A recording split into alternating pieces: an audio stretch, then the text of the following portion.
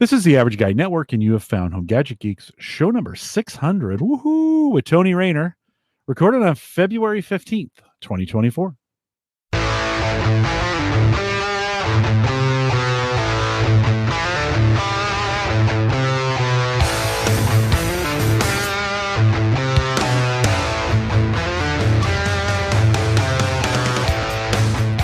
Here on Home Gadget Geeks, we cover all the favorite tech gadgets that find their way into your home. News, reviews, product updates, and conversation, all for the average tech guy.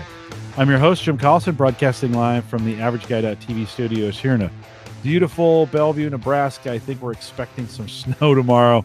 I don't know if that's false winter or if we had false spring. I don't know, but we'll post the show with some world-class show notes out at the AverageGuy.tv. Big thanks to Bob and Ryan, who I forgot. Last week, I said big thanks to Christian, and we'd actually had Bob and Ryan the week before. So big thanks to Bob and Ryan, who joined me 2 or 3 weeks ago, whatever. And then last week, Marv B was on, and big thanks to him as well. If you haven't caught up on those episodes, Bob and Ryan talked about CES, and Marv B and Tony, I'm going to ask you the same question too before we get started with, in the show, can you have too many gadgets? So hold that thought. Just get ready for that answer.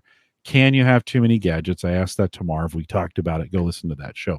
Big thanks to our Patreon subscribers. If you haven't joined us there yet, you can still do that. TheAverageGuy.tv/Patreon. We got a $5 plan. 1 month or whatever you want to do is fine with me. And a big thanks to those who joined us there. I mentioned Tony is with us. Tony Raynor is here. Tony, always great to have you on the show. Welcome back. Well, thank you so much, Jim. And I'll definitely talk on that question that you just asked a while ago. Yeah, don't answer it yet. I got a couple other questions before we do. Yeah, sure. One is, have you listened to Home Gadget Geeks from episode 1? No, it was very early on, but I don't think episode 1. Okay. Were you a home server show guy first? Yeah. And then, so you were listening a long time ago. And then at some point, joined us over here on Home Gadget Geeks. You've been listening for a while. Yeah, that Entertainment 2.0, Home Gadget Geeks, all the shows. Do you send the Entertainment, Josh and Richard, do you send them email questions from time to time? Do you ever do that? I think I have a time or two. Okay. But not too much. You and John Biggs are the same person, or at least I think that's true. John, I hear emails from John on that show, so I thought maybe that was you, but that's okay. We'll get that kind of figured out. You're coming in, you're using that DJI Pocket 3 as a webcam, right? Tonight? Yeah, I am. How's that working? How's that looking here? Actually, okay, go ahead. No, I'm gonna make you a big screen so folks can see you there. No, I actually have a standard webcam, a Logitech that I really bought not too long ago. And I was comparing the two, and the DJI Pocket 3 actually looks a lot better. Yeah. Do you feel like is it taking any more resources? I'm assuming it's just plugged in USB. And how do you have it mounted? Like, is it on a tripod, or what did you do to mount it? Let's see. I'll show you in a second. Ed bought that camera. So you see it now? Okay. Yeah, we see you again. There we go. See, it's actually on the tripod that actually comes with it. I have the long handle mount and the tripod that's included in the creator combo that he talked about. Yeah. And so, and you're right. I have the Mac Studio, and I have basically a dock and just plug it right in the front, and it recognized it. Hey, do you want to use it as a webcam? Picked it right up, and there you go. It's the stabilization on that thing is incredible. As you were moving it around, you could see it stabilizing the picture so that even when you set it down, you slowly came in, like it slowly brought you, instead of it just like a, jerking you into focus, it kind of just slid you right into focus. It looked really good. What's the retail on those?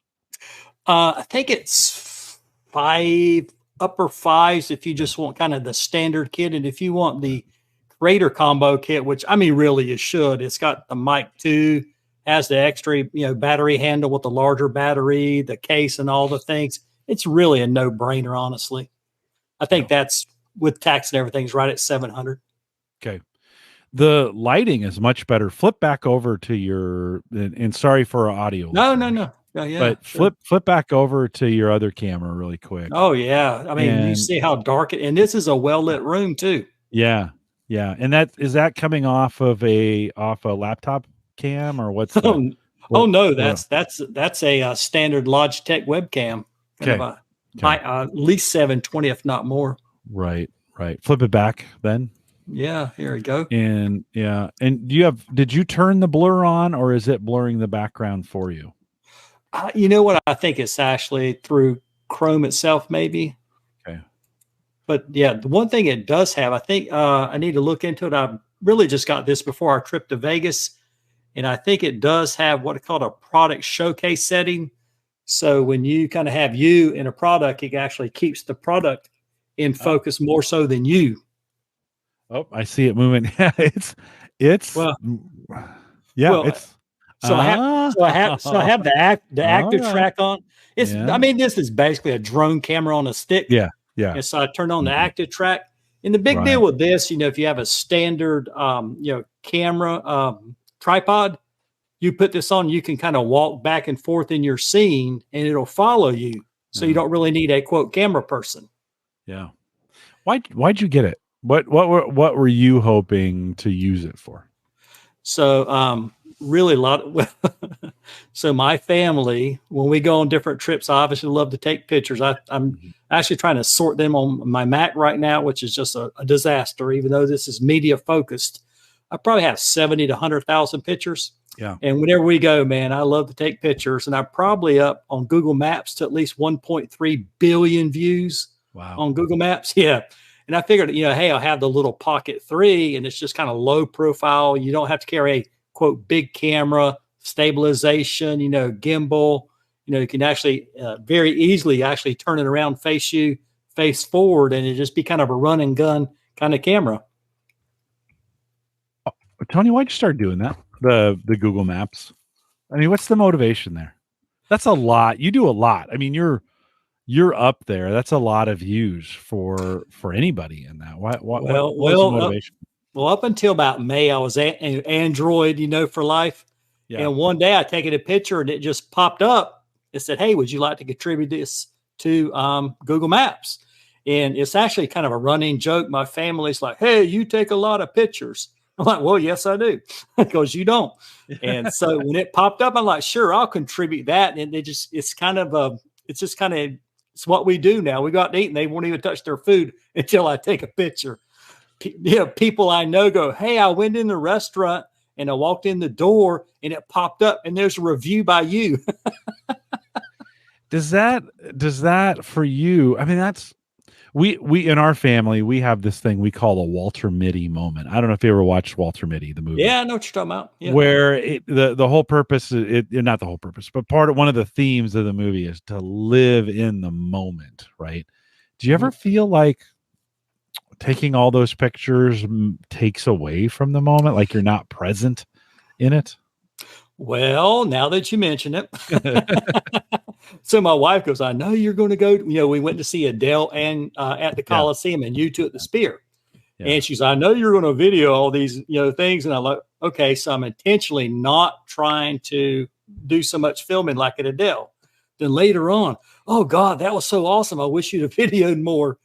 But partly what I do is, have the Google smart home displays, and I have one in the kitchen and have one in our bedroom, and actually as a camera display or a photo display, whatever, I have one of my mother's. And so every once in a while I'll sort through these photos and I'll kind of throw them on the display in a kind of an active folder so we can, you walk in and you look at the display. So you kind of do relive those photos and say you take them and they're on your computer and you never look at them again. Yeah, no, for sure. I take them and rarely look at them. Every once in a while, maybe I'll thumb through. Lately, most of mine have been cocktails or cigars. That's seemed or labels on the back of things that I couldn't read. So you put the phone up to it so you can blow it up, right? Yeah. One of the other, my mother-in-law, she just passed away a couple weeks ago, but the family would take pictures and then send them to her. She had a she had a picture frame, one of those picture frames where you had an email address. So you could send pictures to it and then they'd show up for her. And she loved that thing. You could be constantly updating it.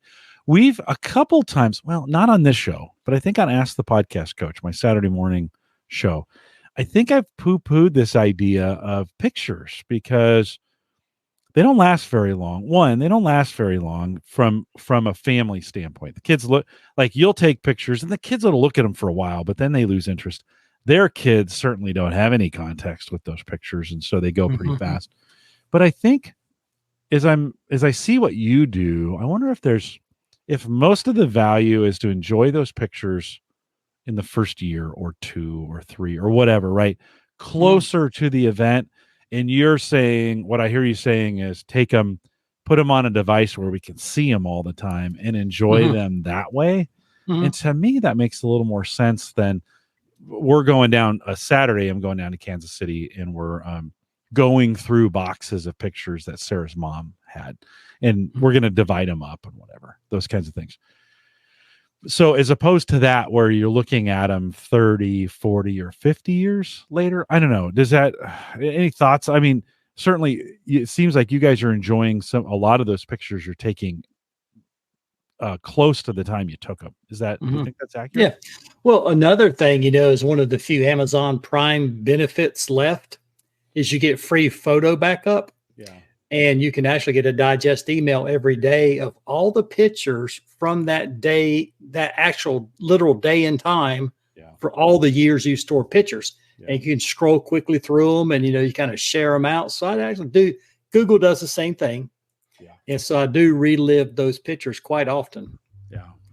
Yeah. Yeah. I think that's what I would need, right? Is I would need them shared out on a screen, almost on a dedicated screen that I could sit there and look at for a while. We get the Facebook memories, from time to time. Like, hey, get those 10 years ago, when I took the current job that I have now, I really stopped posting on Facebook for the most part, like personal things. There's a few that I do, but for work related reasons, I stopped doing it. So all my Facebook memories are like 7 or 8 or 10 or 15 years ago. There's very few that are, every once in a while I throw the kids up there or whatever and share, or somebody will share me in a memory. I don't know. Maybe I need to do a better job. We've got all these Echo devices around here. I'm pretty sure I could probably throw them in a folder. You just mentioned though, how do you manage all those photos? I mean, there's so many of them. And you take so many. Does it matter if you get them all? So I will briefly describe my process to you.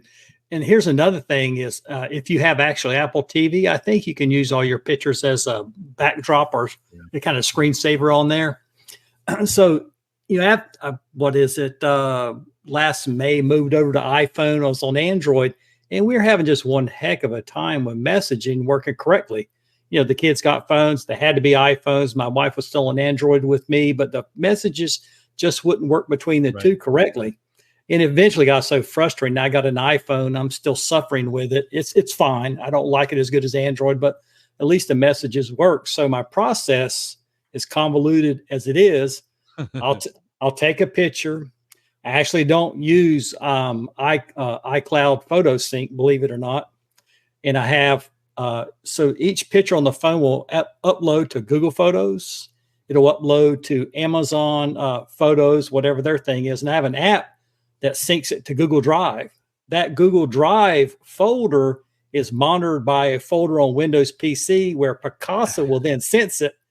And Picasa, a product that's been dead or unsupported now for 10 or 15, a long time. Yeah, at least. Yeah. And so now I'm on Mac and that Apple Photos, one, it drives me insane. It sorts pictures by oldest to newest. So all your oldest pictures are at the top. It's just insane anyway. Yeah. But, and even on Mac, what I just started using is Parallels to run Windows 11. So I can use Picasa on Mac to sort my photos.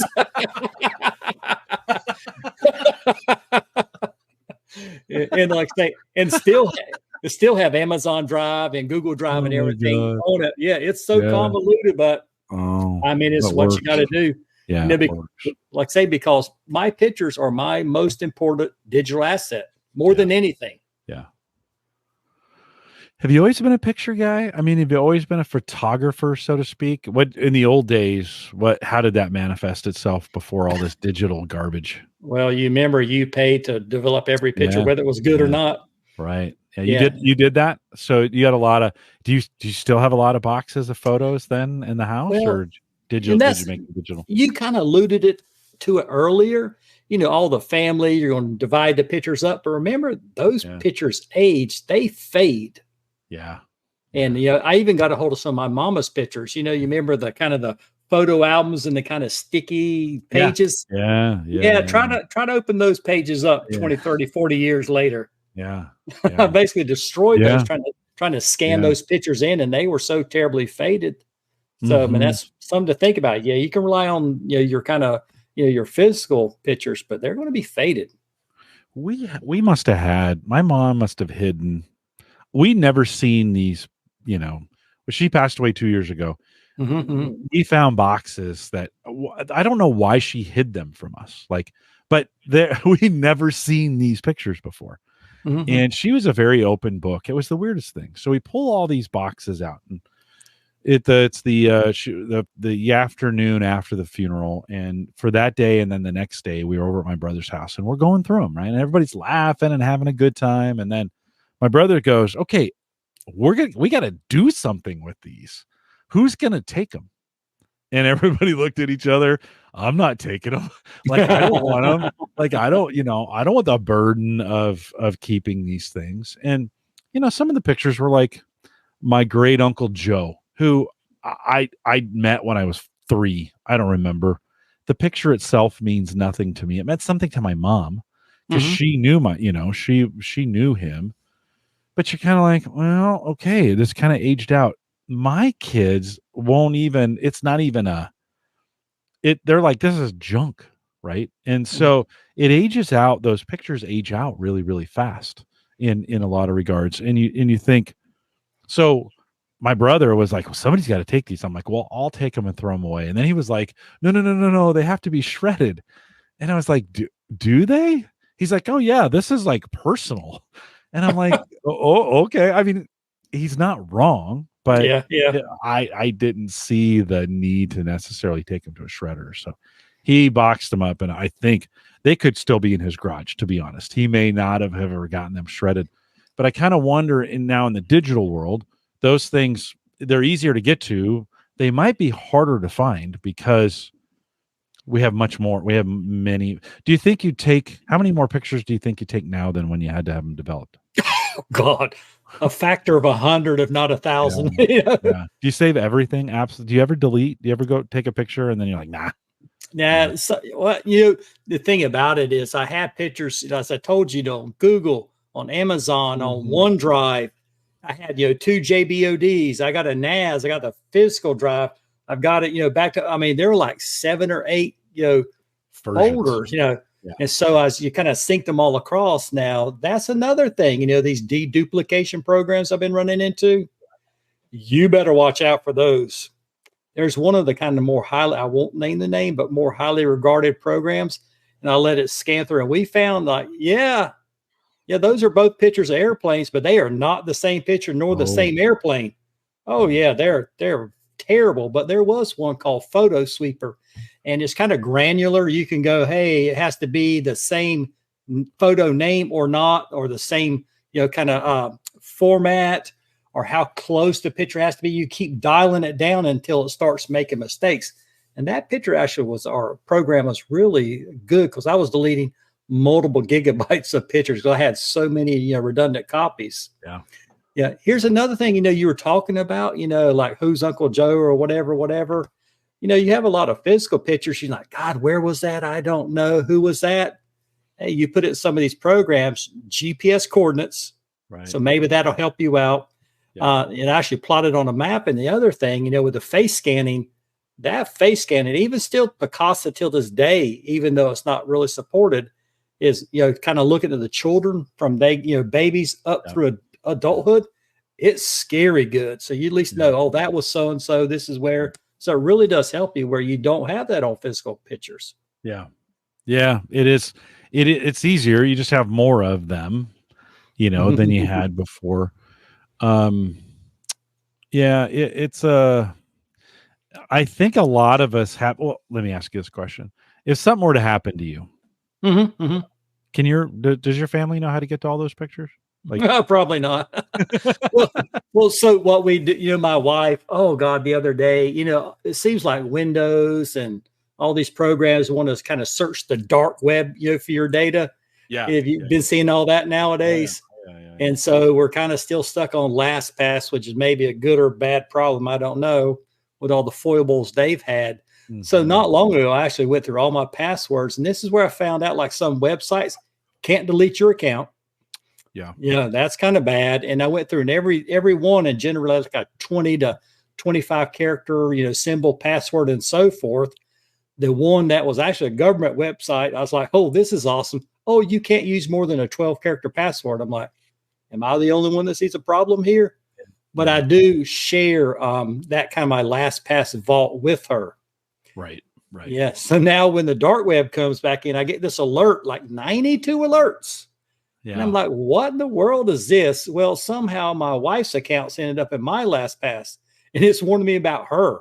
And I'm like, friend, and I already told her, I said, you can't use these same passwords. Well, I only do the ones that are really important. No, you have to change those. Yes. Yes. So you have the tools. Yeah, she does. She does. Do you think, okay, so you're posting all these pictures to Google, and, I don't know if you guys do Facebook or Twitter. I know you're posting some pictures on Twitter as well. Do you think, like, yes, you have a repository, right? But that's dependent on you. When you go, it's kind of questionable. Most of the family will probably be like, just delete them. Like, we don't need them anymore. We'll take a couple, right? But you've posted so many to public websites. Do you think your photo legacy actually has a better chance of surviving in Google Maps than it does with your family? Well, and that's the other thing, like you said, some of these places you just try to post like the best ones. Yeah. Instagram, Facebook, like you said, Google Maps, YouTube, so I don't really do quite as much video, but at least there is a backup of some of the better ones, on there. And my wife, she may care about that, but even the kids, like you said, they're not going to care. They'll never look at this, but at least I will be able to while I'm still alive, and I can talk. Yeah. Oh, hey, look at this picture of you as a baby in a diaper. And they're like, oh, Dad, don't do that. They'll delete it. This is the first chance they get. Exactly. It's out of here. Yeah, no, and regardless of how you feel about it, Facebook is one of those places. We all share a lot of photos on Facebook. Not everybody, but my kids post a lot of pictures to Facebook. They probably post more to Snapchat than anything else. Now, those don't live very long. They kind of come and go pretty quickly, which is okay, I guess, in some regards. I do see some of their things popping up on Instagram, where I follow them as well. It is kind of funny. I don't use Instagram very much, but then I see all my kids' photos, and I'm like, oh, I guess they used Instagram a little more than I thought they did, right? You got to kind of wonder those triggering systems. And I think Google, and you probably get a ton of these, they'll do hey, here's a year in review. They'll put a little, they'll put a little montage right together for you. Do you get all those from the services at the end of the year? Like, here's one a of the year things, in review. Is I have the Google One, subscription, 2 terabytes, but they'll take, like you said, do different montages. They'll, make a daily digest. They'll even what is it? Where you kind of blur out the color in the background. They'll send you those kind of special. They'll make panoramas. They'll kind of send you that. There's another one. I forgot what it's called, but basically they'll make a motion picture out of a still picture for you. So there's kind of some little, add on to that. You wonder, do you think they'll start using some of those AI tools to create different, more animations or more things out of them? Or are you seeing any of that already? Oh yeah. I think like say that motion from a still picture, that's already got to be some of that. Yeah. I didn't tell you how I won Valentine's Day, Jim. No. Oh yeah, yeah. So I was listening to a podcast that's not yours, and Oh, they it's okay. and they were talking about a service called Songfinch, Finch, like the bird. And he's talking about how he had. Have you heard of it before? Oh, okay. So what it is, you go and you kind of pick the kind of the genre of music that you're interested in, and you can listen. You ultimately pick the artist, and then you'll go through a series of questions, and you'll answer and provide the details. And then they will make a customized song for you. Oh, So for Valentine's Day, I talked about, my wife, the years we've been together, the kids, everything we've gone through. And I took all these pictures, for now the last 20 years, and I went into Google Photos and I searched for my wife by name. And then I picked all the pictures and down to probably about the 50 best ones over the course of, 20 something years. And then I put that and I made a slideshow with that song as the background music. And so I was at work yesterday and I sent it to her. She's like, she goes, oh, how cute, Valentine's Day. He made me a slideshow, how original. Then all of a sudden she's like, wait a minute. That's my name. Wait a minute. Those are our kids' names. Then she realized that I had her a song commissioned. Oh, all right. And then she goes, well, I guess you don't want that balloon and card anymore. We'll celebrate 35 years this what day is it? The 24th. Here coming up. We always skip Valentine's Day because our anniversary is so close. I think it's Saturday. And so maybe I'll she's in the other room, so I have to be kind of quiet. Maybe I'll do a customized song for her and play it for on, because we're going out. We've got reservations already set, and we're going out for drinks and then dinner, and then we may do a wine bar after that together or something along those lines. But yeah, maybe I could play this custom song for her. Yeah, I think it was close to 10 days to 2 weeks you need to allow. So I better get busy after. Okay, yeah. Songfinch, Finch, all one word. Songfinch.com. I'll have to check it out. Yeah, I thought it was pretty cool. And of course, they have the add-ons. They can take your lyrics and make them into different graphics, like in the shape of an LP or a poem or so forth. Nice. And all kinds of things. Digital greeting card, all these little add-ons. It's pretty cool. Well, that is cool. On the website, there's all kinds of people crying and hugging each other. So, did that happen when you played the custom song? Was there crying and hugging? Well, so she knows just regret. I'm a man of few emotions sometimes. So I actually sent her the link while I was at work, so she didn't have to cry in front of me or anything. Oh, nice. That is nice of you. That is. Oh nice. Gosh. Well, that's to tie that all in, as we think, that is to have access to some of those pictures over the years, to be able to bring in, to give it to use for that kind of stuff. That does make a difference. I think for me, Facebook is my repository of pictures. If I want to go grab one, I'll go and hunt through my kids' pictures or my wife's pictures. I post a few. I just don't post as many as I used to. And so I'll go hunt for those pictures there because I know they care. And they get some really good. My son, we were doing a birthday party last Saturday, and we did a big fire pit. And so he was taking some epic pictures of the fire pit and cigars and that kind of stuff. And I'm like, they're super artsy. My pictures are just kind of terrible, to be honest. I look at yours and I'm like, man, those are awesome. And everything I do is just terrible. So I think I'm going to live my life through other people's pictures, if that's okay. Is that okay? Can I live my life through your pictures? Yeah. And the way I look at it really is, I'm not a photographer. I'm a picture taker, because what the picture does is it reminds me of the experience. Yeah. Oh, hey, can you remember when we did so-and-so? We went to so-and-so. When I see those pictures, I remember the experience. Yeah. For my wife's case, all she remembers is that Chevy Tahoe that we rented last summer in Colorado, and she wants one. That's what she remembers. Yeah. Although, because I don't take a lot of pictures, I do live a lot of those Walter Mitty moments where I'm just there just kind of take it in. The other thing I need to learn, I need to do that better. I get it with trips like that. Like you were in Vegas recently and you went to the Sphere and you did the Coliseum.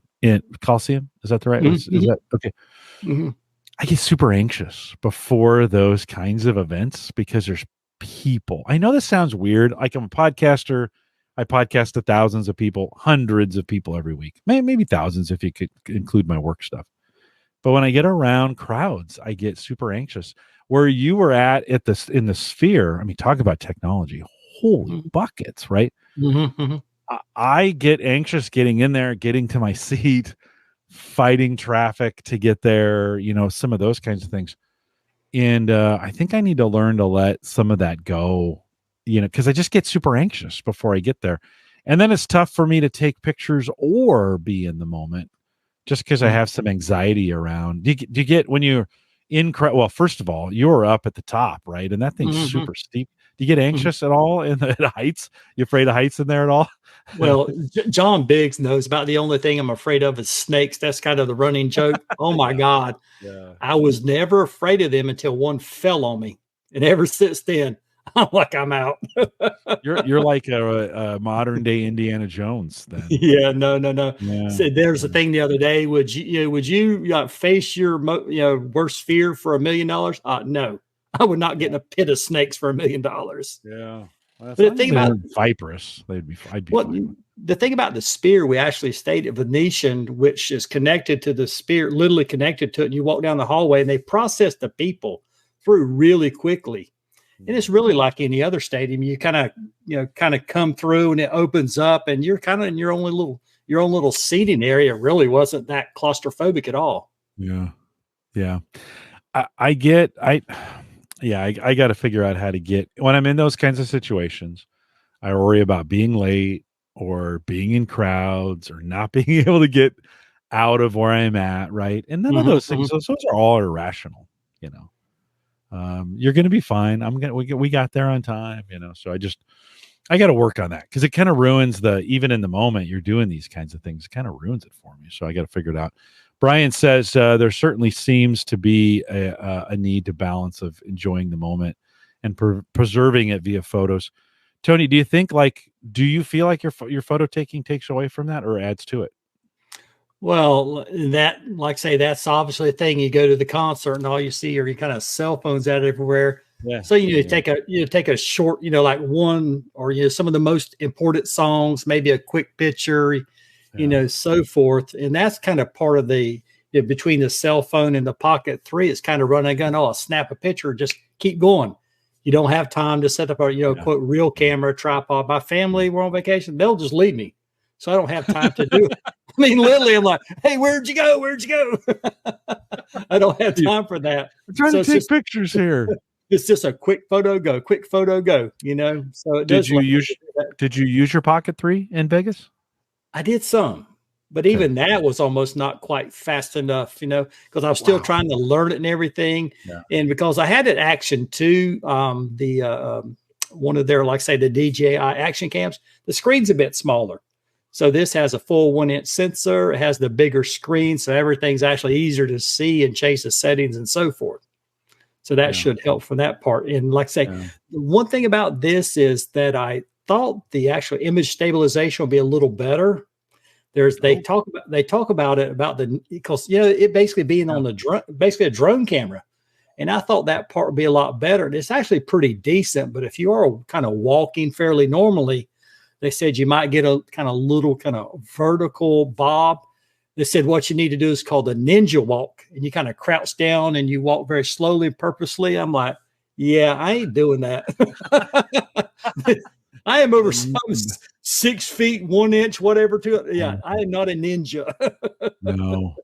No, it would be hilarious to have that on a gimbal, though. So the gimbal would take out the walking motion, and then the stabilization on the camera would make that. I don't know. The pictures I saw of it were pretty great. It's pretty amazing how you just flip it out and it's on. Oh yeah. Flip that screen, it's on instantly, and you can start. Is that pretty true to life? Is that you can just boom and it's ready to go? I think what they do is the first time you truly, turn it on. It takes a couple of seconds, whatever. And then it kind of probably goes more into sleep. So when you flip it the next time, it doesn't have as far to wake up, but it is pretty quick, much, quicker and easier to use and so forth than, a standard camera or even a cell phone for video, because it will do photos, but it's much more a video device. Mm-hmm.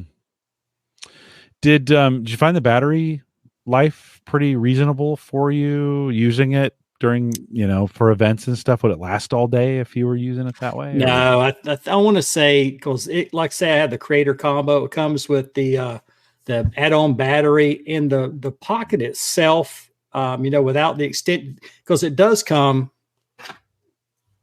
with the actual little extension. Mm-hmm. And that in the Pocket is reasonable, but just as far as being comfortable in the hand, the actual battery handle, which is probably, probably twice that, much more comfortable hold, and you'll probably get, I don't know, hour and a half or so of video out of it. Okay. And go ahead. Go ahead. No, you go ahead. I said you can actually charge it, like a battery pack, plugs right in and it'll charge it up fairly quickly too. You said though it's a better video camera than a still. Did you try taking still photos with it, or did you only do video? I think I really only did videos with it. We're kind of in the Venetian, the faux gondoliers, going through the canal in the shopping center, basically, trying to capture some of those. And the main thing about it, is some of the, I remember what I was using that was really only horizontal photos, whereas this can do actually vertical too. And so much of like Instagram and, TikTok and so forth is, vertically oriented nowadays. So you have that option too. Yeah. Did you find, so you're using it now, I'm assuming as a webcam, it's also charging while you're using it. Is that right? So it's one of those kinds of things. The gimbal on it, can you see it? Like you've moved around. Do you see it moving, or is that software inside? The sensor's pretty big, right? No, yeah, it's a 1-inch sensor. No, you can definitely see the actual head. Like say I turn active track back on, as I move, you can watch the actual head follow you. That's pretty good. Yeah, it's real good. And you watch some of the videos, like I said, you have it on a tripod and you're out, wherever in the environment, or you're at a trade show, and it'll follow you. It can lose you, but it's still pretty good. Do you have it in front of the screen at this point? Is it in front of your screen? So because you kind of look like you're looking at me, not exactly, but you are looking straight ahead. So I'm assuming you have it in front of the screen. Yeah, it is. It is. I have it actually propped up on a box about 4 inches tall. So it kind of more head level. No, right on. Yeah. Here it wouldn't be, if I was doing it on my desk, I would need to get it up, some distance so that it would be in, because I would want to put it like a teleprompter right in front of the, right in front. They have these cameras I've been seeing. I've been getting a lot of ads for them where it's got an arm on it, and you put the device on top of your monitor, and then the arm swings down, and the camera's on there, super small, same size as a regular webcam, but gets the camera in front of the picture. Do you think, as you think about, well, and maybe not in what you do, but do you think that'd get in the way if you had this arm hanging down in a camera, just so it makes it look like you're looking at the person? Would that make any difference for you? Well, the thing about this one, I haven't done it. Like I said, I've only had it for like a week or two, but I think you can lock the gimbal so you could get it in just the right position and lock the gimbal so it doesn't move. So you could have it up above you, pointed at the right angle down on you. Do you think it's important though? So when you're having a video conference with somebody, if they're not looking at you directly versus, so my camera is right here. So this is me looking into my camera. This is me looking at us, right? Does it bother you? Are you less engaged? There's a big sales pitch, look at the person that you're talking to. Does that matter to you? Does it? Yes, it does. Does it? Yeah. Does it? Yeah, I don't mind if you look away some, but even if we're virtual, I still kind of want you to be relatively looking at me. Yeah. Yeah. Well, I think that is what I'm kind of hoping for at some point is AI, or it's really not AI, right? It's just the digital, they'll be able to make me look like I'm looking at you or looking at the camera, even though I'm not, in real time. It's processing, changing where my eyes are looking. And sometimes that might be a little creepy if your head is turning like this and your eyes are still going forward. That would be creepy. Be a little creepy, wouldn't it? Be a little creepy, wouldn't it? Well, Yeah. it's I don't know. Any other thoughts on that? No, like say it's this device, it's probably maybe 1.5 inches wide. So even I have, like the chat panel and I have, the video panel, and it's kind of right between the two of them. It really doesn't get in my way. Honestly, I could easily interact with both. Well, I went in, I got new glasses coming. So I went in for the eye. Boy, I tell you what, there's some technology now in an eye exam that and it's not like it just all of a sudden appeared, but he just sits at the desk now and it's like 1 or 2 and they're just pushing buttons and that thing's automatically. Remember in the old days when they'd be flipping through this is all digital. It's like, I always get worried that I'm going to fail the test. I'm like, I'm going to get wrong glasses because I gave them the wrong answer, kind of thing. But he was trying to, I was getting the glaucoma test, right? They're looking at my eyes and he's having to hold my eyes because my eyes are so my eyelids are so fat that they kind of cover up my eye a little bit. So maybe that benefits me when I'm doing this. You really can't, I kind of squint, so you really can't see where I'm looking. Maybe that's a benefit and not a distractor. Have you, the eye appointments are completely different than they used to be when they go in. They wanted to take a digital scan of my retina for the cataracts and glaucoma and some of those other things. They were like, yeah, we can just do a digital scan and not, shine the sun into your eyes. Have you had that test done recently where they dilate your eyes and they shine the sun into them? Well, it's about a year ago, but my ophthalmologist has been in practice for a long time, so he still does the switching of all the things. He's not high tech. He hasn't gone the way of high tech.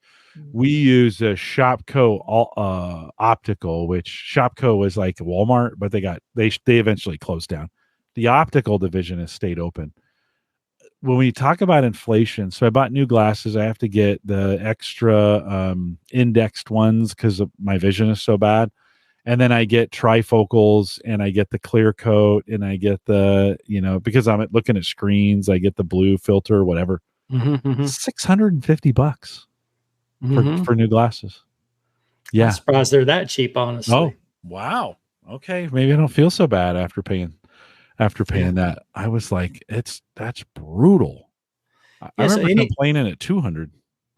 Any thought on the Vision Pro in your line of work, the Apple Vision Pro? Yeah, that wouldn't be a bad. Can that correct this would be the thing, is if I could get a pair of VR that would correct, or the lenses on the inside could correct for me. Today I've got to wear glasses in them, like the MetaQuest 2, which I bought last year.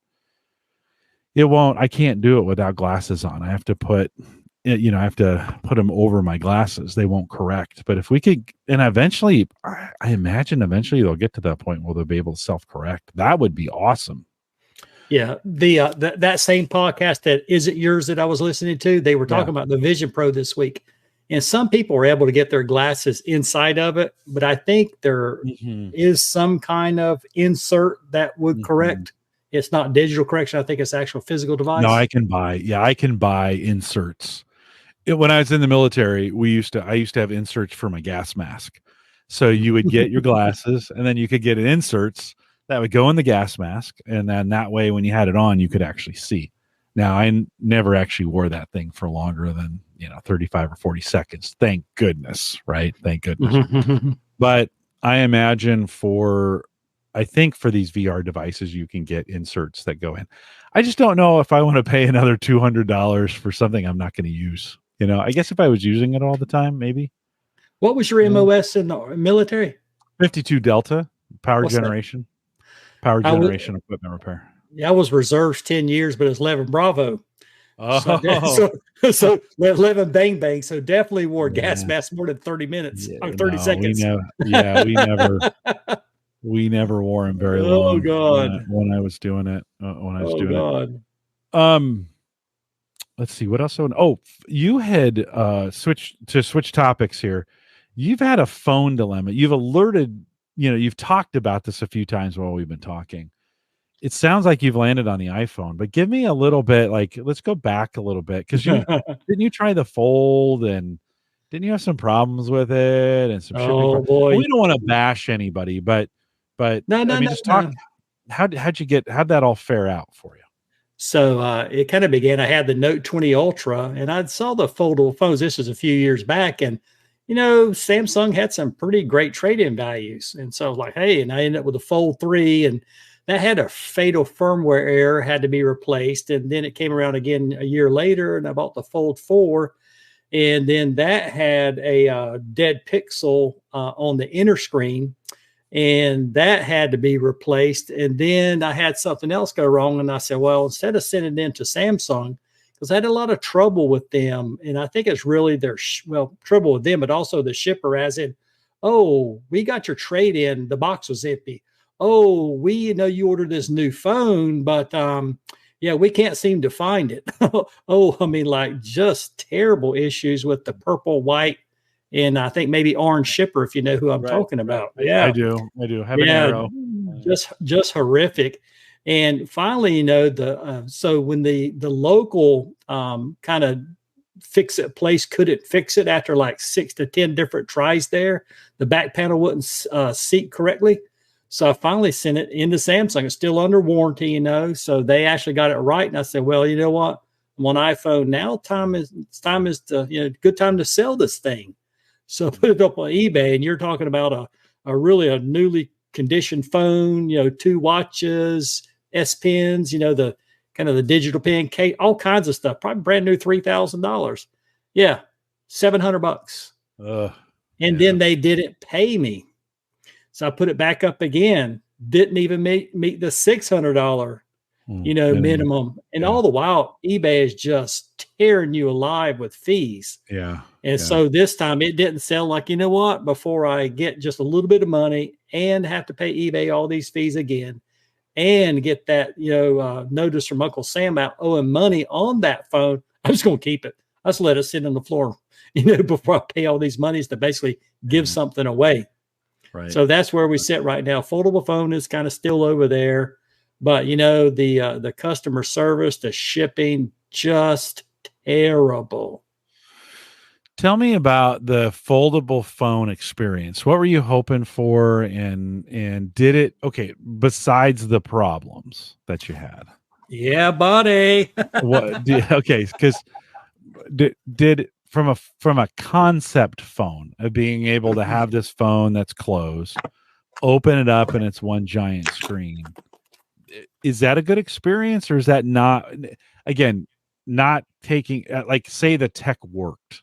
And it did. You weren't having the problems with it. No, the tech actually did work. It was kind of the reliability, dead pixel. I mean, it's a big screen, it folds. You got to expect issues, but I actually love the experience because you think about it. How much are you going to spend on phone? How much are you going to spend on a tablet and so forth? And you got it all on one device. The camera was reasonable. The battery was okay.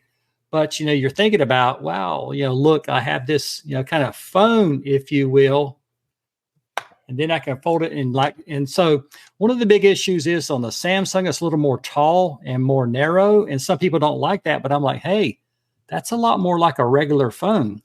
Yeah. So, hey, I get in that's a screen, right? That's also a screen on the front, right? Yeah. So they have a half of a screen, and then you open it up, and it's a full screen, right? And it's a full screen. And so the good thing about it, the utility of it, I actually loved it until reliability got to be a problem because, hey, on my Jeep, got the little mounting arms or whatever, and the bracket, boom, put it up on the Jeep. You have navigation. You say you're at work and you got something you need to watch or whatever, you put it on a bracket, hey, it is, you have a tablet, you need just a standard phone.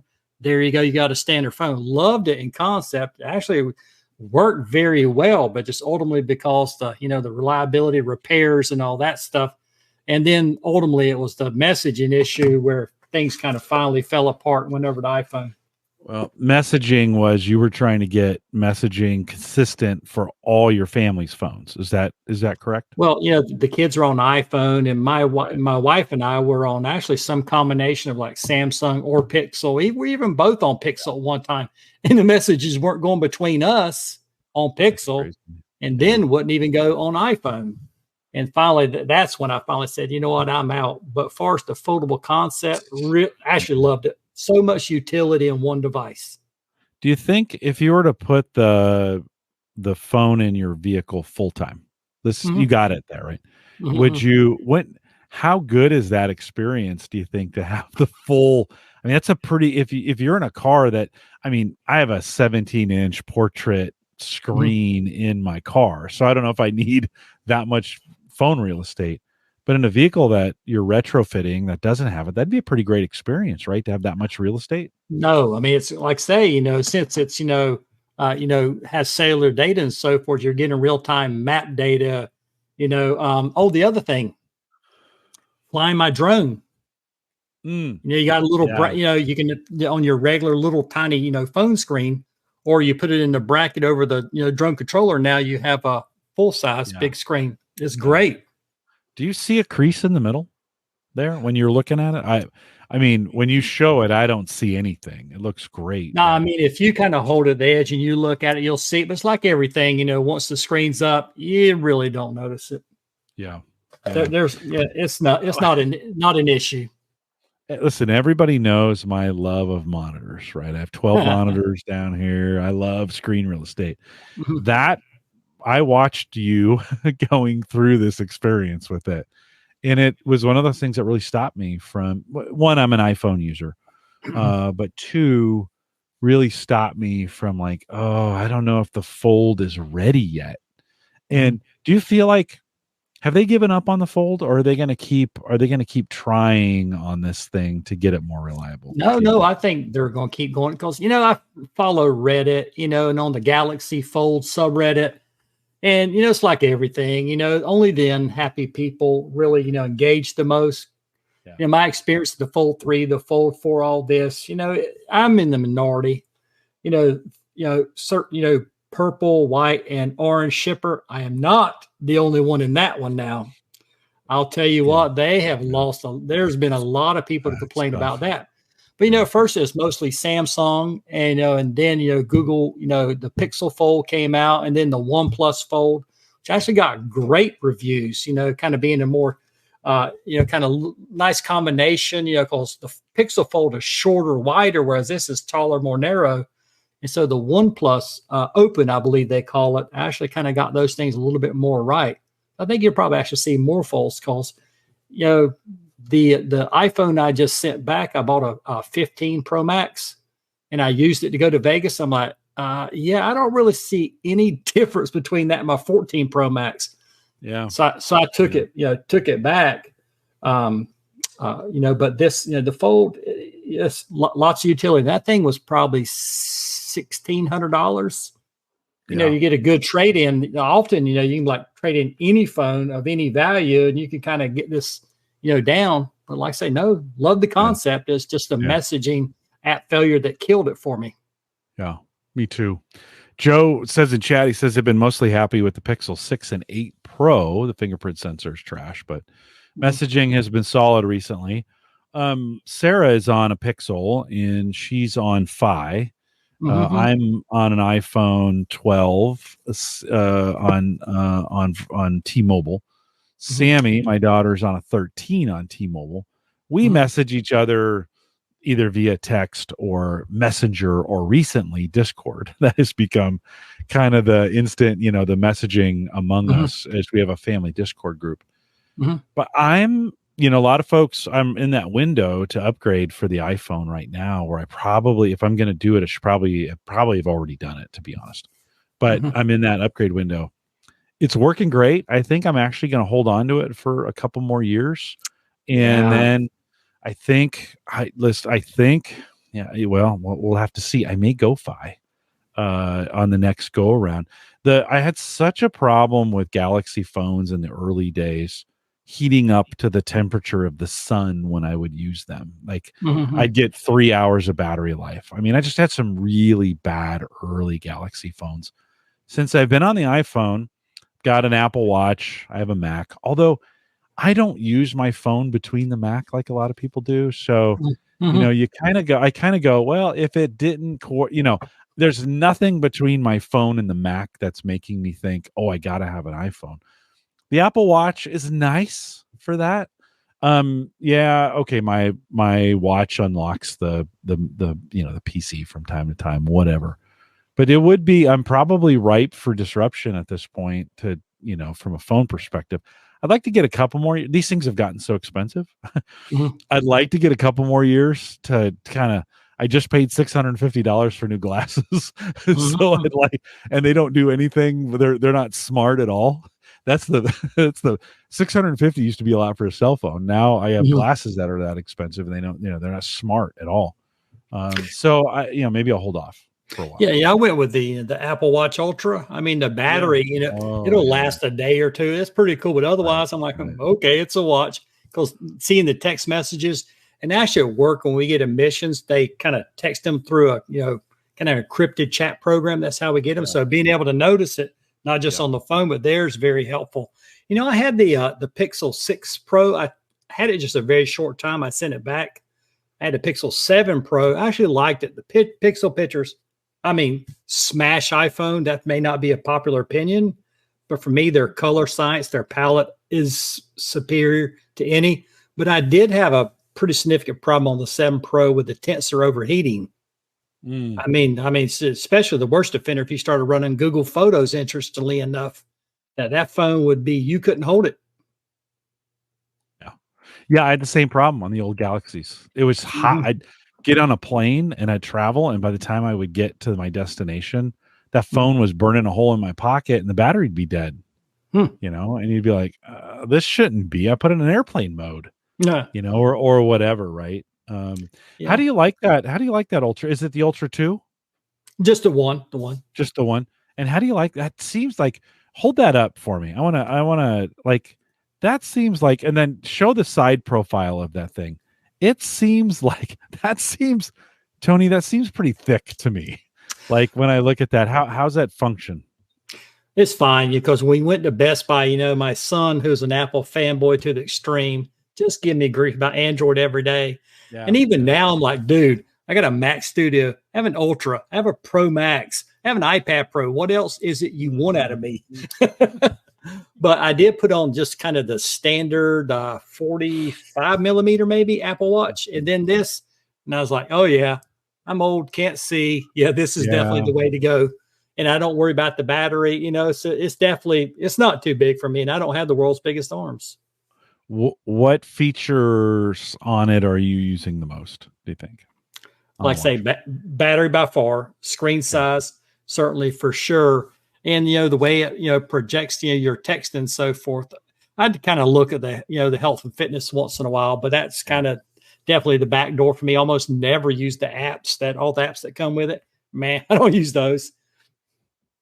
There were some old watches back in the day. Before I used to hang out with a bunch of tech guys from Oracle, and the watches they wore mattered. Like they'd buy some really expensive, Mhm. non-smart. This is the days before Mhm. smartwatches. Oh yeah. And they were in these, I mean, they were in these 5 to 1,000 to $2,000 watches that they were wearing. Would you buy, the Ultras, that's an $800 watch, right? Mhm. Would you buy a non-smart $800 Rolex and wear it? Like, Oh, I'd love watches. I okay. mean, I have, Okay. I have some older ones. I got a very nice Citizen. Is it Citizen? But anyway, I can really appreciate a nice dress watch. So yeah, if I found one, I don't really have many of them, Okay. but I can definitely see the value because they are timeless. Hey, you're the Would guy that bought that, Apple Watch Generation 1 for $10,000. How's that working Yeah. out for you? Yeah. Well, it's true. That's very true. Well, here's what I struggle with is I wear the watch to get all the tracking. If I'm going to go out for an evening, do I really want to switch over to a Rolex and lose all the step and fitness? Not that I'm doing fitness, right? But Mhm, mhm. it's one of those kinds of things, like I never want to switch watches. And so even if I have a really nice watch that I bought kind of before this whole watch craze that I used to wear. I Mhm. never wear it anymore because I'm wearing my Apple Watch all the time. So if you had a nice watch, do you switch that watch out with other watches, or do you wear that full time now? No, I actually even sleep in it for sleep Yeah. tracking. I don't find it bothersome because maybe in the afternoon I'll get home every couple of days or so. It charges pretty quickly. And the thing about it, they have so many bands for it. Actually, kind of like, kind of what you're used to, the metal adjustable bands, leather bands, where it does look a little nicer. Even get a little guard, to kind of tone down this, the kind of silver accents if you want. So Yeah. you can still wear it. It looks nice. Yeah. Yeah. Yeah, well, I'm on a 4. Brian in chat says I plan to upgrade my Apple Watch 6 after for the next Ultra model in the fall. I've got a 4. I'm also in this boat where like I paid 400, maybe 450 for this 4, which I thought was ridiculous for a watch. Now, the Ultra's coming in at 800. But Tony, I may be in that boat where I'm like, well, should I probably just wait for the watch to fail before I go with the new one? Well, maybe you're not ready to ask that question yet. You're talking about simplification. Yeah, yeah, yeah. And that's me, because recently, like this is, I got 2 Nooks. I got a PC I built 10 years ago, still kills it. 2 JBODs. I've got a NAS. Had literally a Pixel 7 Pro in the closet, a Fold 4, multiple watches, and like, time out. We got to simplify this. And so that's why, now I have this studio, which it's pretty neat. I get the little spinning beach ball thing a lot more than I ever thought I would, Really? So, yeah, buddy. Oh yeah. Wow. Because especially this, there's a lot I do like about Mac. I don't think it's all that great or better than Windows, to be very honest. But if I try to run like even Finder, any programs that point to folders with a lot of files, it does not like that whatsoever. But as I was talking about earlier, before we came open, hey, I got the studio, I can run Mac OS. Now I'm running also Windows 11 inside Parallels, which really works very well. Yeah. I mean, I think I installed it and installed Windows in a matter of minutes. I can spin up a Linux distro and try it. It's kind of like one little thing in my NAS, and I'm good to go. The best version of Windows might be running on a Mac. Yeah. Actually, Picasso runs better in Parallels on Windows inside the Mac than it does on the Windows computer. Yeah, I bet it does. It does. Yeah, and I've got this Mac Mini, the first version of it, and they'll probably come out with a 3 this fall, which I may upgrade to. I've got a really nice PC that I built, 2 winters ago, or last winter, I guess at this point, and I feel pretty good about it. And I like having both. I mean, I could run Parallels on my Mac, but I like having both. They have their place, they do their things. I can have them, I can be like, oh, I definitely need to run that on the Mac, or no, I need to run this on my PC. And I like having both available to me. Now you're doing it through Parallels, so that works out pretty well. But no, super cool. Well, the other thing, oh, go ahead. What's that? No, go ahead. No, go ahead. Like I say, I still have the 2 monitors on this monitor.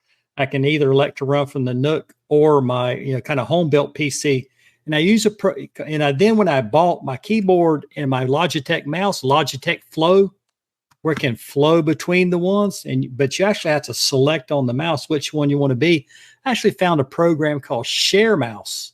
And what it does, it basically has an agent on each one, and it is so much easier to use than using Logitech Flow.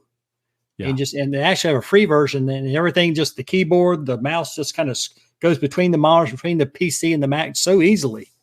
Yeah. There's a program called Synergy that does that same thing for keyboard and mouse that I use on the Mac, and then the Windows runs clients, and I can get to any of the 5 PCs I have down here. Yeah, I've used that one before. Yeah, it's pretty cool. Works out pretty well. We opened the show with the question, can you have too many gadgets? We never really answered it. We're not going to spend a ton of time talking about it, but after I heard all the things that you just rattled off, do you have too many gadgets? I mean, there are too many. Do you feel like it's an overwhelming number of things that you have? Yeah. At your disposal? Yes. Yes, you can. Right now, like especially like Twitter, I will never call it X. Everything is a click, everything is a clickbait. Everything is what's better. Don't believe the hype. It's like, and that's why I was kind of like, what, I just need to simplify. Back in the day, you build your home server, you hack your Apple TV, to run Plex and all those things. And nowadays, I just don't have time for that. Don't want that. I don't need to have an iPhone for the family. And I was literally had a second line so I could take the physical sim and run either on the Fold or the Pixel 7 Pro. Like, this is crazy. You got to simplify, because one thing people forget about a lot is, clutter is actually promotes mental health problems. The more simple your life is, the better your life will be. And that's why selling all that stuff off, trying to, to kind of put everything on just one machine, make everything easier. Because like say, it's kind of alluded to earlier, you need to live the moment, taking pictures and videos, get rid of all this stuff. You don't need it. You can't have too many gadgets. Yeah. Do you think, you just said a statement that was interesting, think back 10 years ago when we were all home, we found plenty of time to do, and the technology wasn't a third as good as it is now. I mean, setting up a home server today is drop dead simple. Like, one, you can buy a Synology or QNAP or any of those, right? No, don't buy QNAP. Don't buy QNAP. Okay. All right. So, but there's lots of different ways to get that done, right? Right. You can make regular Windows work for that purpose if you wanted to in a lot of ways.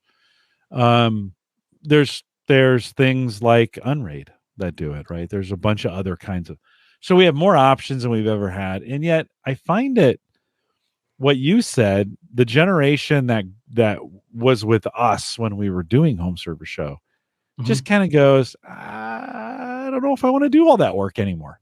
What do you think changed in the last decade with us that, we used to tinker, think of Paul Braren, right? He has a site, Tinker Try. We used to tinker with all that stuff and really enjoyed it. Today, we're kind of like, I don't know if I want to spend all that time. I don't. What changed, Tony? What do you think? We'll wrap it on that. I think I think about Dave McCabe. Yeah. Dave, doesn't do all that anymore. But why does Dave not do that anymore? He knows there's more important things.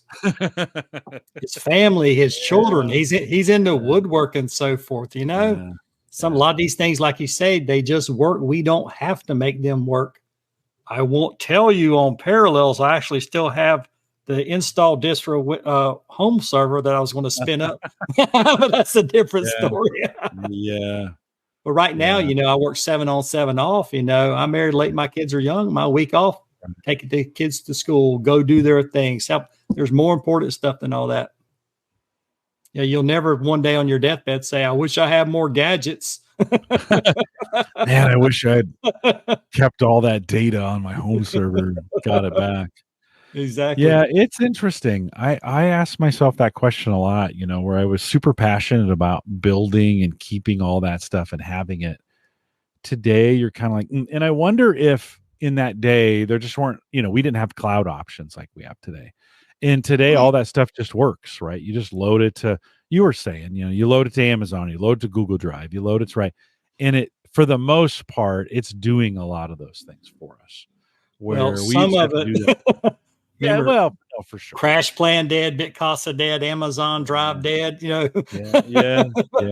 You're back to on-prem again. Here we go. Yeah, that's true. No, all that stuff is true. Yeah, I don't know. I think about it a lot. I think the shows I do now are much different than the shows that we used to do 10 years ago.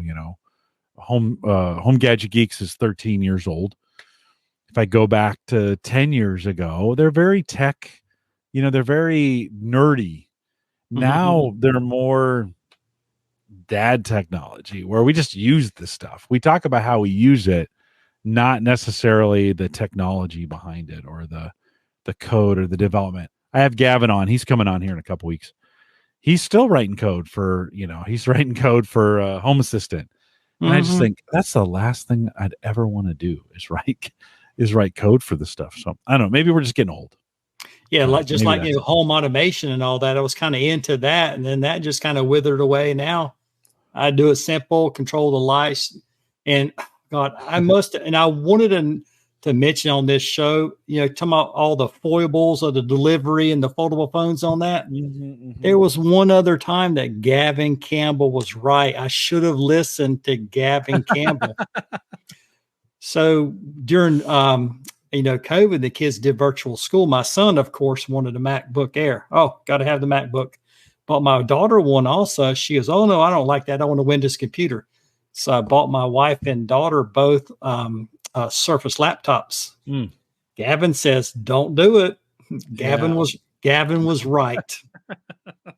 Had a ton of problems with those devices. Yeah, Gavin was right. Unfortunately. Yeah. Joe in chat says there's still a lot of people doing it, just younger people than us. Maybe we just grew up, Tony. Maybe we just grew up and got old and we're like, I don't want to do it. I still enjoy. There's a lot of integrations that I still enjoy, and I still love having all the technology on my desk. And I'm running Home Assistant, and I've got an Unraid server, and I'm running a lot of home automation. And I'm always kind of I got crypto. I still have some crypto stuff running, so I still love all that stuff. I do. So what are you bringing up there? This is one thing I think you commented, about technology everywhere. Oh, yeah. So this is a stethoscope, and it's actually electronic, and it's using I don't know if you can quite call it AI. And the idea is that on the stethoscope, when you put it on the patient's chest, you can actually see the EKG tracing the heart rate. Oh, wow. Yeah, but the other thing, it'll actually interpret the heart murmur. Oh. Yeah, and the other thing is because at work, let me find it. I think I had it on the desk here somewhere. Well, anyway, I had a set of. Did you just pull the head of that thing off of there? Well, I was getting ready to show you. Yeah, I actually have some bone conducting headphones, but this thing is also Bluetooth. So for far as cleanliness and so forth, you can connect this. Oh, wow. You can connect it to your Bluetooth earbuds and so forth, and you can actually listen to the patient without actually having all the stuff, actually the traditional tubing in your ears and so forth. And also what it can do is it will sync to your phone, and if you so desire, you could share it with the patient. Wow. Yeah, I don't know where. I thought for a second I actually had my Shocks bone conducting headphones because I wear those at work all the time.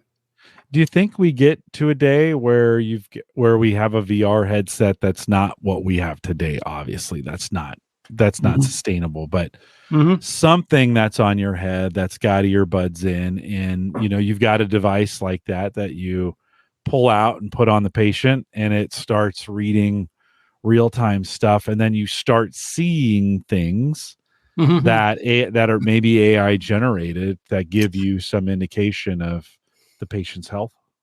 Well, this is actually a little bit different. There for about a year, I worked in a hospital in the mountains of North Carolina. And so I was the only provider there. And, being a physician assistant, you have to be supervised by a doctor. And so every few days we kind of round together. What it was, was actually a little cart with the camera, and he could see the patient. It had so it had a stethoscope you could put on the patient's chest. He could quote, listen to them, and so all like kind of ultimate telemedicine, if you will. When a week after my surgery in December, I got food poisoning. Oh God! So I got sicker than a dog, and I had been only out of surgery for a week. And I'm in the bathroom, heaving my, food poisoning. It's not over until your body gets all of it out, right? And at one point I'm having trouble breathing, and I'm sweating, and Tony, I thought I was going to die. For the first time in my life, I thought this is it. Something has broken loose in my, my prostate area, and I'm bleeding internally, and I'm going into shock, and I'm going to die on the bathroom floor. So I say to Sarah, call 911. I never thought I'd ever say that word, call 911. Well, they came in and did an EKG on me, but they did the old school, open it up, and they're trying to stick diodes. Is that what they're called? Electrodes. Electrodes. They're trying to stick electrodes, and I'm sweating so profusely. They're just falling off. And at one point, I'm actually holding them on with doing this thing like this to kind of hold them on. Would a stethoscope like that have been that you showed me? Would that have done a similar just put it on me? Would that have done a similar job of pulling an EKG? Well, so when you do an EKG, you can do more, but the standard is 12 leads. This is just kind of one pathway, if you will. Okay. So it only monitors that so one not direction. A standard EKG. It was so funny because he must have gone through the next day. I looked in the trash and there was like 40 of the stickers. And the poor guy just kept sticking them on, and it'd drop off, and he'd put a new one on and it would drop off. And so at the end of the day, they were like, you're good. Like, EKG is good. Your heart looks good. Your breathing's good. We can't find anything in your lungs. Your blood pressure's fine. Everything looks good. You're just going to have to weather the storm. It's kind of what he said to me, right? He goes, we could take you into the hospital, but then you're going to be monitored there. Chances are, you're just going to need to write it out here. And I said, I think I'll just write it out here. And that was 6 hours before it was finished. Like, it was a long night. It was awful, Tony. It was the worst experience I've ever gone through. Yeah, GI illness is a big thing. Oh my gosh, the body's pretty serious about getting rid of that stuff, and it just, unfortunately, my daughter, we both had the beef. We ordered out that night. We had beef. Sarah got the chicken, so she ended up she didn't get it, but we got it. Must have been in the meat. And it was awful, but it was an interesting, it was one of those experiences when you think about medical and medical field and technology. As you were showing me that, I was like, oh man, how much easier that would have been. I've got the AFib thing on my watch. Oh God, don't do that. No, that's not a good thing? Is that what you're saying? No. Don't go to your cardiologist. Said, hey, my watch said I had AFib. Yeah, don't do that. Really? Like, wouldn't they? Well, you could run a real test. Not saying you shouldn't do that, but they will definitely do medical grade equipment to validate. Yeah, for sure. No, for sure. Yeah.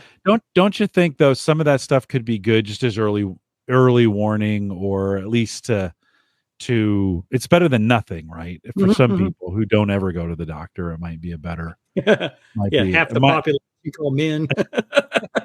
No, right. I tell you what though, and I'll end it on this. When I started posting about prostate surgery, I have had a dozen guys say to me, after I read your stuff, and I went and got an exam, or I went and scheduled a physical, or I went and And it's like, good. I'm glad that inspired you to get it, to get it checked out. You had mentioned earlier an example of where it was an extreme example of it, and that kind of stuff, guys. It's just too easy to put off, and don't. It's so easy. Yes, it's super uncomfortable. It is. Trust me. Listen, I've been probed and poked and things jammed up areas that we don't want to talk about in both ways. And it's uncomfortable, but I'm glad I've done it. I was telling you in pre-show, I've got some function back that I haven't had since, well, maybe ever, and you're like, oh, this is pretty great. So don't put that stuff off, right? I mean, get in there, get it checked. You're in the field. It's always better preventative than when it's a disaster, right? Yeah, I will get on this soapbox for a moment. Most listeners to this show are probably middle age or more. Yeah. You are in the age you should be monitoring your blood pressure, screen for cholesterol, diabetes, prostate check colon cancer screening, which most organizations now say you should start at 45 unless there's a reason to start earlier. One of my classmates just died after about a 3-month illness. I think she was 44 of colon cancer. Yeah. Yeah. I mean, so there's, and what you don't realize, there's a lot of these screens are because they're trying to basically get most people who will have the diseases at those ages will get most benefit, but you just simply can't ignore all these things. You need to see a doctor and, hey, everything is great. And if not, you find things earlier. Yeah. Yeah. No, I totally agree. And I do a new colon screening that's done at home with a stool sample as opposed to it. And if it shows anything, then I'll go back in for a colonoscopy, but that colonoscopy is pretty invasive, and it a lot of folks won't do it because it's so invasive, right? Well, they have some screening things that you can do ahead of time. If you have a history of family colon cancer, you should absolutely be getting checked. Yeah, sure. Yeah, if you have a family history, they traditionally, I believe, will want you screened 10 years prior to that person being diagnosed. Yeah. And I have a history of diabetes in my family, and so I'm really careful about some of those things. Now, doesn't mean I always do best on my diet. I could do a lot better with those, but I'm getting checked regularly. So anyways, yeah, going through that experience, I had some folks reach out to me and just say, say thanks for I'm going in now to get a full, for a physical, just a physical, and make sure they're doing that. Joe says, yeah, it's the prep that sucks. It does. It's horrible. It's horrible. Yeah. Remember the colonoscopy itself is they give you usually 1 or 2 medicines and you go into a very twilight. You don't know anything about the colon. You wake up with amnesia from the colonoscopy. It's the prep, which is still better than having colon cancer. I guarantee you. Yes. Yeah. Yeah. No, right on. Watching my neighbor go through, he's coming up, I think tomorrow he's coming up on his 5th round of chemo, and he's got one more. And I think I've said this on this show before. I think I was a little cavalier about that before. I was like, bring it on. I'm young, whatever. No, I don't have that. That cancer sucks. It's really bad.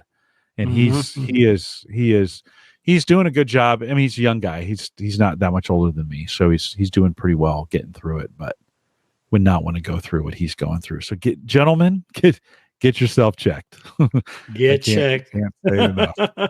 Get yourself checked. You see Tony, you probably see it often when it hasn't been checked, or it said it's the worst stage, right? Yeah. Well, I mean, it's not just the simple things, uncontrolled blood pressure. You had a stroke, uncontrolled diabetes, you're on dialysis, you're basically losing toes and things like that. When I first started in this area, there was a young lady, I will never forget her. She was 32. She'd been on dialysis for 3 or 4 years. I said, why? She goes, due to blood pressure. She goes, I was in my 20s. I never thought about checking my blood pressure. Well, she's on dialysis and she died by 35. Yeah. Due to uncontrolled blood pressure. Yeah. Yeah. One of the coolest gadgets we bought, I've said this before on the show, is that as a home blood pressure monitor. And we actually pull it out from time to time and gamify it. Like, okay, who has the blood pressure? And is it the most accurate? Probably not. Yeah.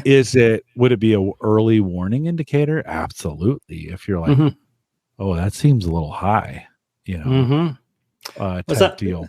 As I tell them, you feel good today, you feel good tomorrow, and then one day you don't. Yeah.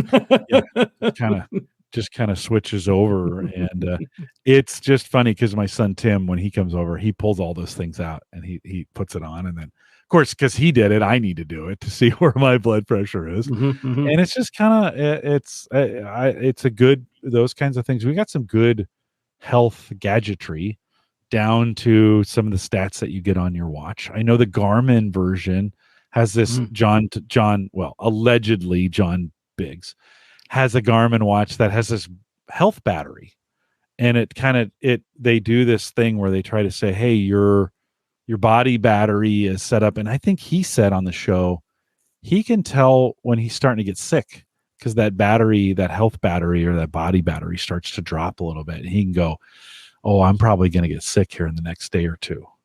And that's that stuff's pretty cool. If we can, have a better indication of our health with some of the gadgets that we have. You know, so well.